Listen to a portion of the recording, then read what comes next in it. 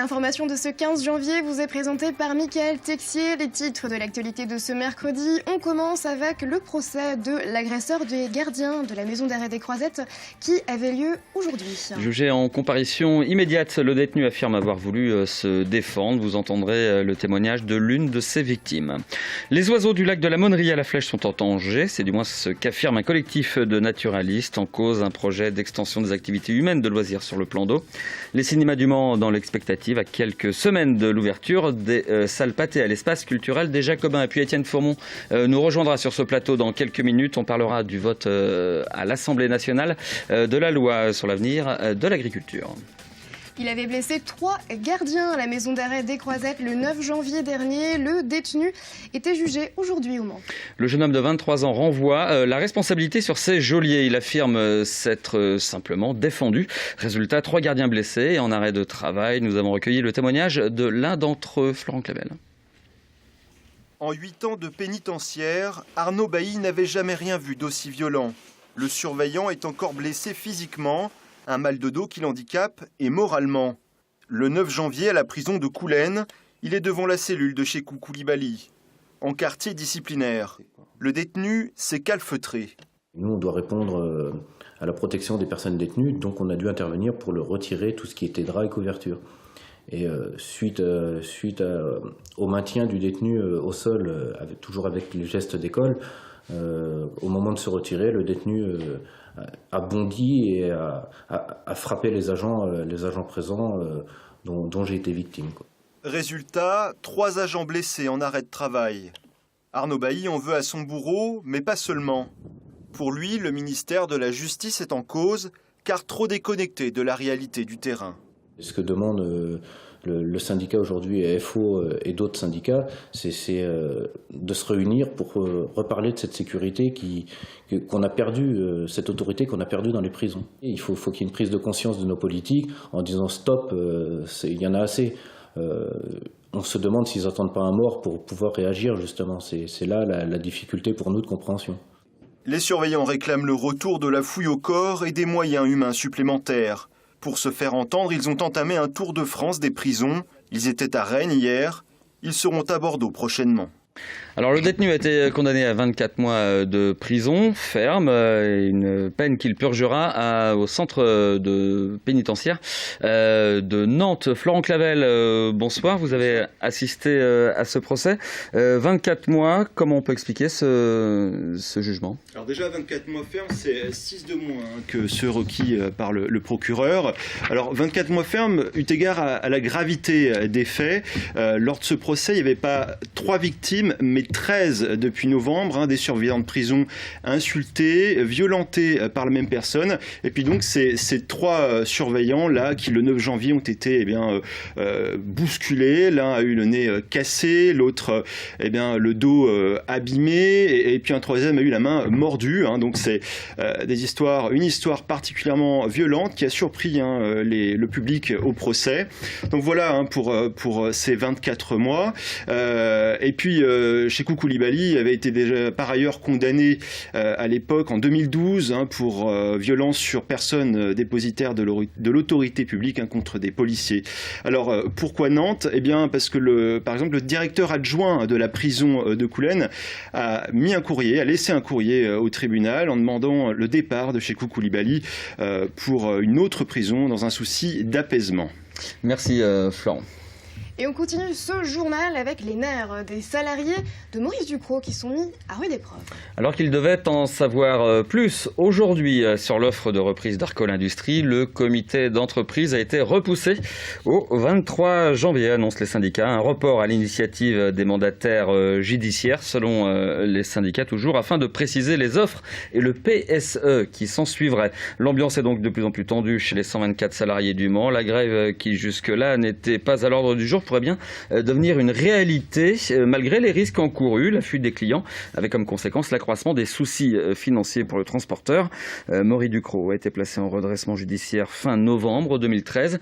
La société emploie 5000 salariés dans 85 agences en France.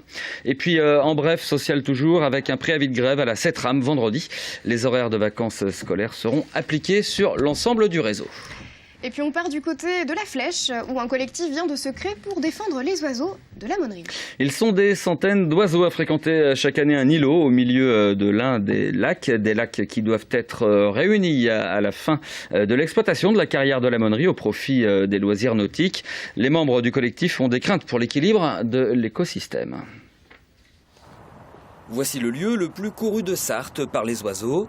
Chaque année, 192 espèces fréquentent cet îlot. L'endroit est idéal pour la nidification, un bonheur aussi pour les observateurs. Il a un côté préservation et sécurité pour les oiseaux. Donc ça fait comme une barrière, avec l'eau, les prédateurs ne peuvent pas y accéder. L'homme aussi, ça fait une barrière par rapport à l'homme, les gens qui viennent observer. On a une distance à peu près correcte d'observation et puis on les voit bien avec les jumelles et tout. Un îlot créé en 2007 à la demande de la ville de La Flèche, au milieu de cette partie de la carrière de la Monnerie encore en exploitation. Un havre de paix séparé des activités de loisirs qui ont cours sur le deuxième lac par un simple chemin. Problème, cette digue est en sursis. Alors là, on est sur le site de la Monnerie, avec l'îlot qui est sur notre droite, la partie de la carrière qui est encore en exploitation, et la base de loisirs qui est sur la gauche. Donc on marche sur un chemin de, je sais pas, une quinzaine de mètres à peu près, qui est amené à disparaître pour justement réunir ces deux plans d'eau, on va dire, pour faire faire une grande base nautique. On parle d'aviron aussi, enfin plusieurs choses. Ouais. Avec le risque de perturber le paisible quotidien de l'îlot, ces naturalistes ont alors décidé de faire circuler une pétition en ligne. Ils viennent d'ailleurs de se constituer en collectif. Du côté de la ville de La Flèche, on se dit surpris par la méthode, d'autant que réflexion et concertation sont en cours afin d'envisager la meilleure cohabitation possible entre activités humaines et écosystèmes à la Monnerie. Il est l'heure d'accueillir l'invité du journal. Je vous laisse la parole, Mickaël. Eh oui, l'installation des jeunes agriculteurs facilitée avec le vote hier du projet de loi d'avenir pour l'agriculture. On en parle avec Étienne Fourmont, des jeunes agriculteurs de la Sarthe. Bonsoir. Bonsoir. Un dossier qui mobilise votre syndicat, l'installation des jeunes depuis des années. La reprise, l'installation, ce sont les deux thèmes donc, qui nous concernent. Aujourd'hui, êtes-vous satisfait tout simplement? Il y a des avancées positives dans cette loi d'avenir agricole, notamment en termes de foncier, de reconnaissance de l'actif ou du renouvellement des générations en agriculture. Voilà, il y a encore du travail à faire, mais c'est positif. C'est quoi la situation aujourd'hui de la reprise? On parle en France de 16 000 exploitations qui disparaissent chaque année faute de repreneurs en Sarthe. Ouais. Est-ce qu'on peut l'évaluer? Alors en Sarthe, on a à peu près sur l'année 2011, on a eu 124 départs de cessation d'activité agricole, retraite ou arrêt en cours, pour à peu près 99 installations en 2011. En 2012, on est à 88 installations, donc on sent depuis 2009 une baisse du nombre d'installations, notamment grâce à à cause de la crise du lait en 2009. Et comme le département installe à peu près 50% en lait, on a vraiment senti un coup sur le lait. Donc il y a une baisse chaque année du nombre d'agriculteurs en fait. Oui. Il y a un déficit. Et parallèlement à ça, on a quand même un renouvellement des générations d'agriculture en Sarthe qui se fait. On est sur 4 installations pour 5 départs. Donc est-ce que ça veut dire malgré tout que cette loi va accélérer le mouvement, permettre de mieux renouveler les générations d'agriculteurs? Elle va permettre de mieux l'encadrer, notamment pour ce qui concerne tout ce qui est le DICA, donc c'est la déclaration d'intention de cessation d'activité agricole, le RDI, le répertoire départemental à l'installation. Voilà, c'est des outils qui nous permettent de mieux gérer l'installation, de voir qui part, de voir qui veut s'installer. Ça a été écrit dans la loi, c'est prolongé sur 3-4 ans et ça nous permet de mieux gérer l'installation. Et le contrat de génération appliqué aux agriculteurs, ça peut être une bonne solution aussi? Tout à fait, c'est aussi un des thèmes qui est important pour nous. Ça permet quand il y a un départ à la retraite, qu'un jeune veuille reprendre l'exploitation, le cédant, celui qui part, on lui laisse 3 ans, 4 ans pour pouvoir aider le jeune à s'installer.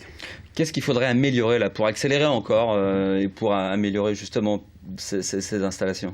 Alors il y a plusieurs choses qui ont été écrites dans la loi qu'on avait poussées, notamment ce DICA, ce répertoire départemental à l'installation, l'actif agricole qui est reconnu, c'est-à-dire qu'une personne qui est agriculteur à temps plein, c'est un actif agricole, ce qui n'était pas forcément vrai avant.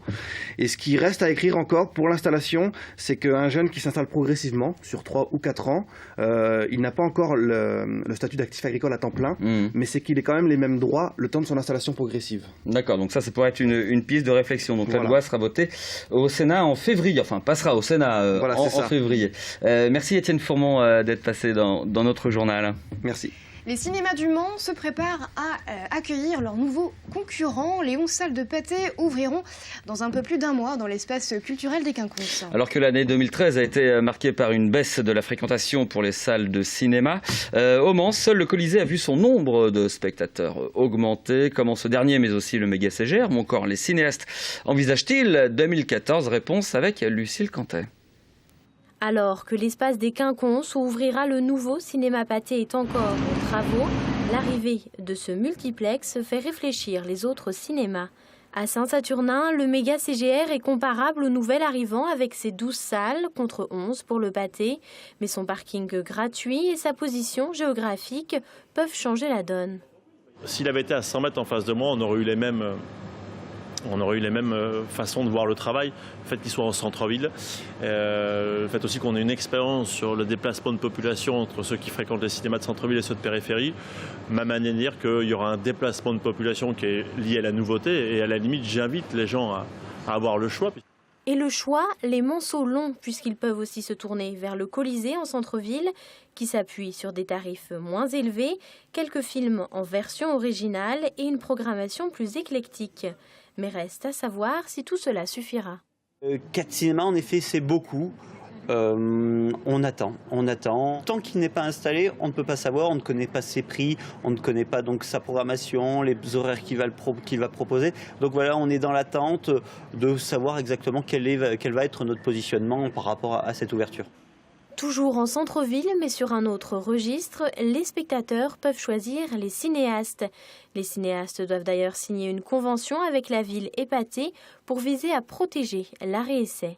Je ne connais pas toutes les clauses et tous les chapitres, mais grâce à cette convention, nous allons pouvoir nous entendre sur certaines choses. Nous avons aussi cette expérience du cinéma d'arrêt-essai, aussi ont une expérience, mais plutôt vers le cinéma plutôt grand public, les blockbusters. Reste à connaître les choix de programmation et de tarifs notamment qui seront faits par le cinéma Gaumont-Pathé, dont le directeur a indiqué qu'il s'exprimera ultérieurement. Réponse au plus tard dans les salles à la fin février. Et c'est la fin de ce journal. Merci pour votre fidélité. Retour de l'actualité demain à 18h30. Ce sera Pascal Brulon. Tout de suite la météo de Remel Besson, suivi de l'actu par les médias. À tout de suite.